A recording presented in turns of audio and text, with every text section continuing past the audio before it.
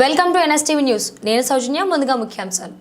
గురువారం నాడు ఉపాధి హామీ కూలీలకు వేతనాలు చెల్లించుట, ఆత్మీయ భరోసా అందజేయడం గురించి సిరికొండ ఎంపీటీఓ మనోహర్ రెడ్డికి డిమాండ్స్తో కూడిన వినతి పత్రం అందజేశారు.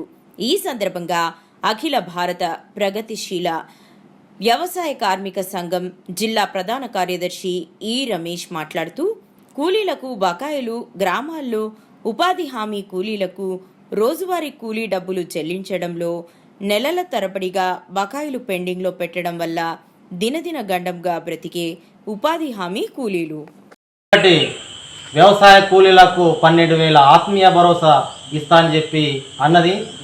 దాన్ని మర్చిపోయింది. ఈ హామీలన్నింటినీ 100 రోజుల్లో అమలు చేస్తా అంటున్నది. ఇప్పటికి ఏడాదిన్నర గడుస్తున్న అమలుకు నోచుకోలేదు. మొద్దు నిద్రలో ఉంది ప్రభుత్వం అనే విషయాన్ని ఈ సందర్భంగా నేను గుర్తు చేస్తా ఉన్నా.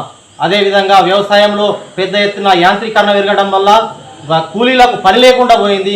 ఉపాధి హామీకి పనికి పోతే చాలని